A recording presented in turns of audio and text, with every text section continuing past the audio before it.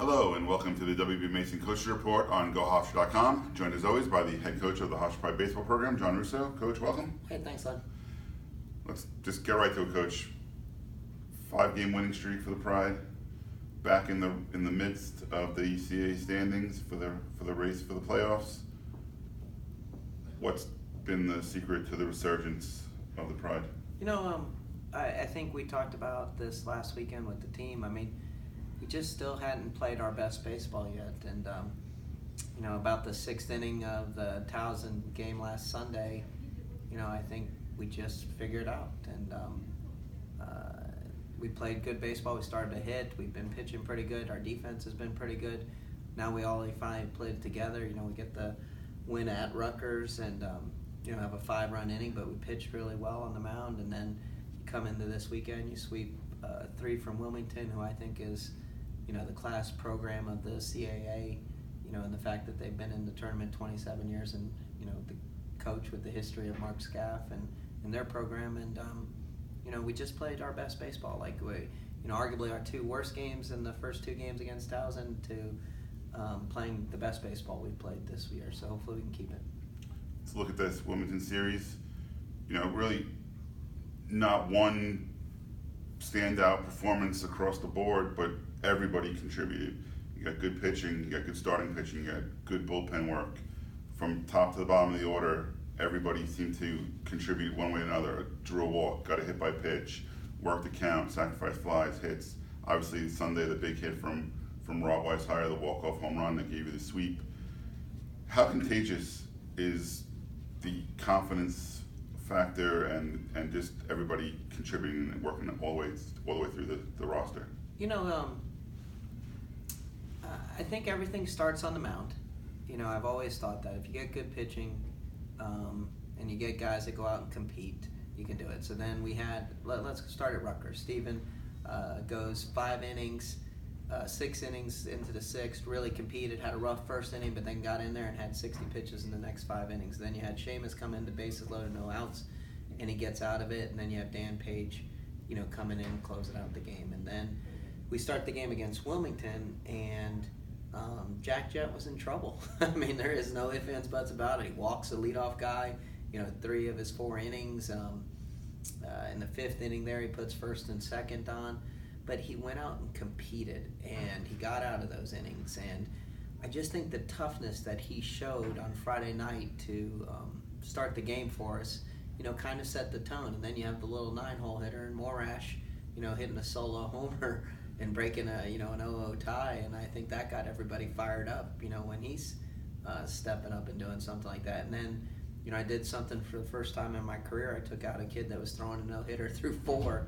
But I thought that Jed had done enough to compete for what we needed, and then Jimmy has kind of been that guy. Jimmy he's our best pitcher on our team, and with runners on and in pressure situations. And so with first and second no outs, we couldn't have had more confidence in him coming in, and he gets an out, and then he got out of second and third, and he keeps it there. I just think that the tone that the pitching set and the big knock early set the whole tone for the weekend. And later in that game, we got great pitching from Jack Anderson to close out that game, and he was awesome. But he had put first and second on in the 9th inning and got in a little trouble there, and then gets 2 strikeouts to end it. And, that's just our MO right now. We're tough. We're going to fight.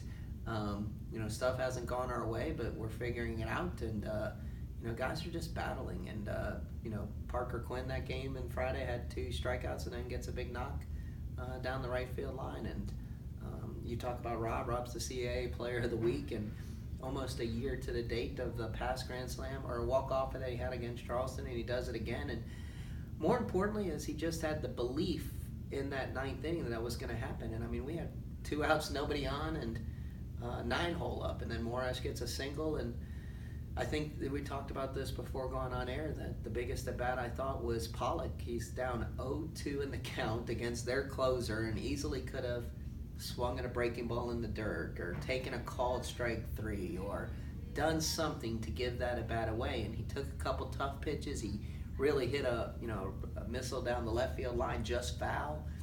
And then I think after he hit that pitch, it made it tougher on that guy to throw to, and then he hits him with a fastball, and then it brings Vito to the plate. And Vito took a hack at it to try to tie it up, and then just took a single to get it to Rob, and then Rob delivered on the first pitch. And got to give Rob a lot of credit for having the confidence to be up in that type of position. But he knew it in the outfield, he knew it coming into the dugout, and it was something the whole team was talking about. And it's just a great feeling to have.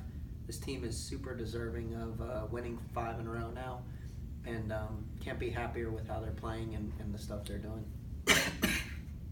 Another good performance over the weekend, another good start from Ryan Rue.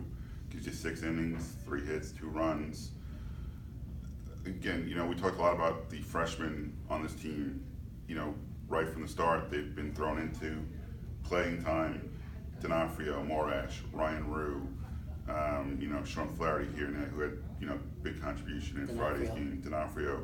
So how have you seen those guys progress throughout the season to where we are now?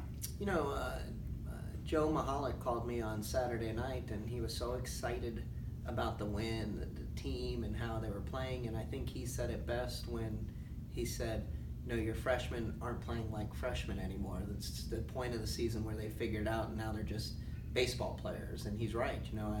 D'Onofrio is just having better at bats. He's playing defense at a really high rate. Morash is playing with a lot of confidence. Flaherty up at the plate starting to have a little bit more confidence. Rue's almost had it from day one. We've been really lucky with him. He had it down in Incarnate Word. He's had a few bumps, but he's been almost great every weekend. And we knew he was special, very early. We knew in the recruiting process, but we knew it, almost right away in the fall. And Fialo, throwing really well. He earned his start on Sunday, and he got beat up a little bit, but he could have had worse innings. He kept it to 2 runs. He got unlucky with a 3-0 swing away for a homer. So his competitiveness is there. And the one thing I really like is, like Jimmy Joyce is, I think he led us in hitting this past weekend, and it's really his freshman year because he didn't play very much for us last year as a freshman. Jack Anderson didn't do much for us last year as a freshman, and he's such a big part. And I think it's their energy and excitement that everybody is sort of feeding off of right now. And, they're just not playing without fear. And I think it's helping Vito and Rob and Parker Quinns and Pollux of the world. I think Pollux added a big dimension to us. It's just added to everybody, the whole team, the coaching staff, everybody, their energy and excitement. And it's just a lot of fun to watch. All right, that brings us to this week. Non-conference game later today at Manhattan. And then this weekend at James Madison for another key CAA series. What are the keys to continuing the success? Today's game against Manhattan's tough. They're a tough opponent, really well coached. Mike Cole's a good friend of mine. He's a good guy. But it's hard not to look ahead a little bit because, like you said at the beginning, now we're right in the thick of the conference race. And, 1 game separating 4th and 9th place. And to play as tough an opponent, JMU was 17-3, I think, going into conference play. Won 2 of 3 at Cal State Fullerton, throwing 22 scoreless. They have the number 1 pitching staff in the CAA right now going into the weekend. They're going to be at home. They've won 5 of the last 6 in conference. They've won 5 in a row right now. We've won 5 in a row. So you play a team that's just as hot as you. It's going to be a fight, but that's what the CAA is every weekend. There isn't an off weekend where you just can play bad against an opponent. You have to play really good, and you have to catch some breaks. And good thing for us is we're starting to play some really good baseball. We're starting to figure it out a little bit on the mound, hitting, base running, defense, and so it'll be interesting to see if we can keep the momentum we created going into today and then this weekend at JMU. But I'm super fired up.